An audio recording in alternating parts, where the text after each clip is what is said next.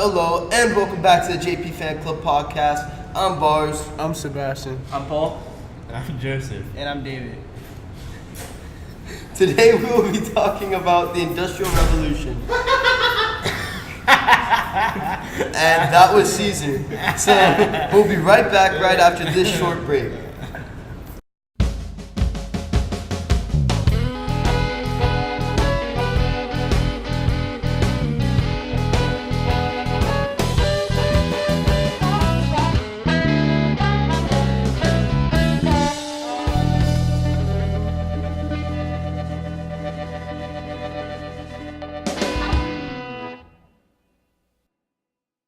Alright, so who wants to start us off?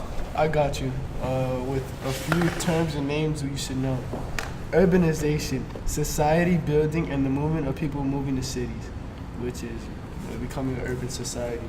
Middle class, a social class of skilled workers, professionals and business people and wealthy farmers, which takes up the majority of the United States basically. Yep. This chapter is going to, or the Industrial Revolution was the beginning of the middle class, and we start to see people not have to be so either super poor or super rich. There's actually more of a group that like the middle class. Yeah, they could just get by and they could still have money to do some things, but they don't.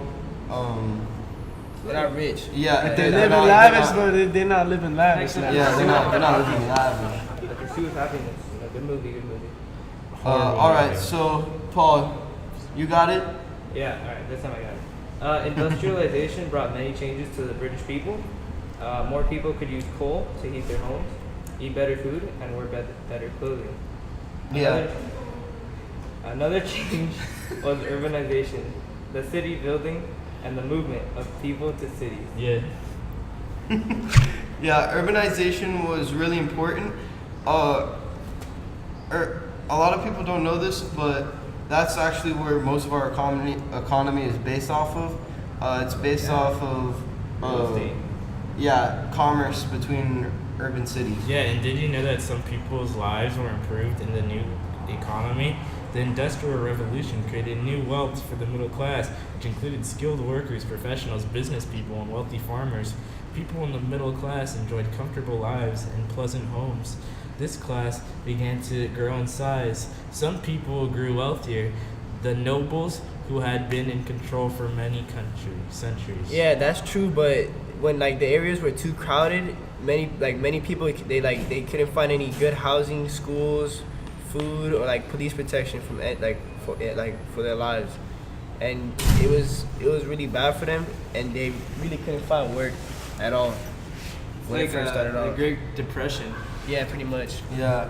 The middle class was really important for our economy. It's really important for any economy because that's where most of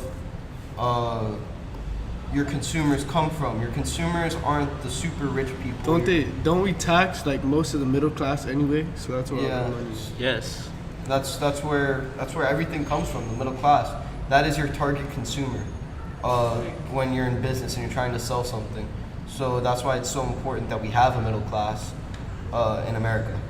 Well, sorry to cut you off, Adrian, but I just feel like talking about the Mills of Manchester. Alright, go ahead. The English city of Manchester is a good example of how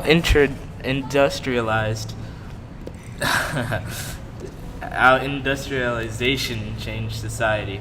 Rapid growth made the city crowded and filthy. The factory owners risked their money and worked long hours to make their business grow. In return, they enjoyed huge profits and built huge houses. Interesting. Wow, thank you, Joseph. You're welcome. Oh, I what a just have this professor. all in the back of my head, so I'm smart. So yeah. So coal and smoke, it was hard to get before, and now British made improvements to get it, so they could keep warm. So they didn't have the AC that we need, the heater at least. Yeah, they made their own kind of heater. Yeah, with Yeah. coal. And this is what's so important. Yeah, that's The start of industrialization, the start of new technology, and not like this is what Mr. Delgado said in class. This isn't like industrialization, like or like technology, like a stick and like a stick with stone. We're talking about technology with like actual like planes or textile plants. So yeah. Testes.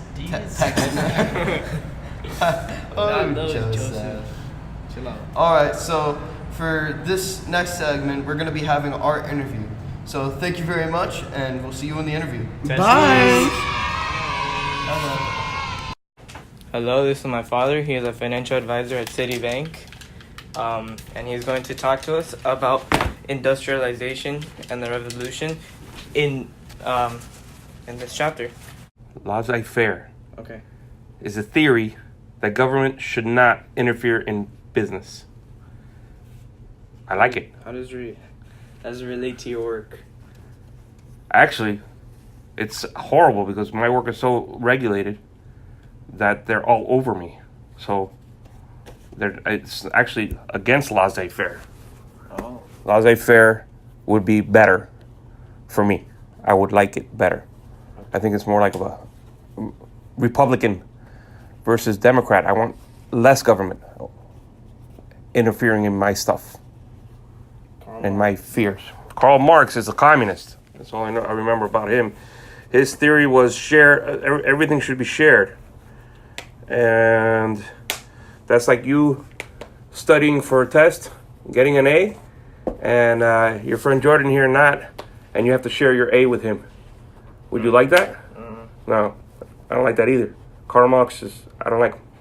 Okay. And do you know who Adam Smith is? I don't have a clue who Adam Smith is.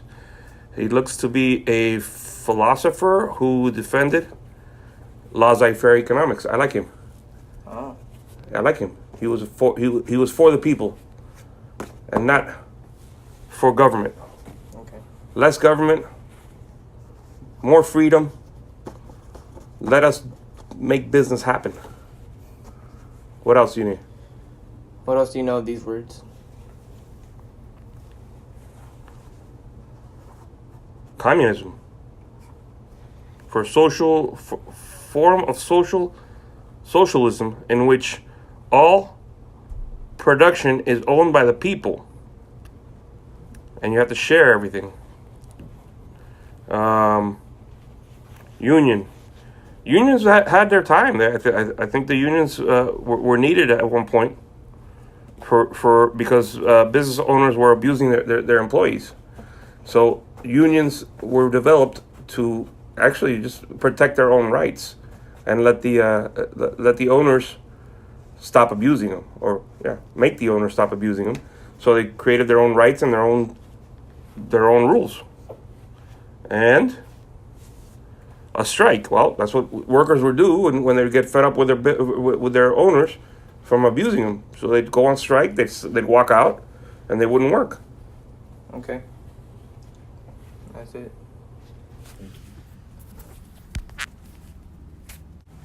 Thank you for your time, Dad. Have a wonderful day. Bye.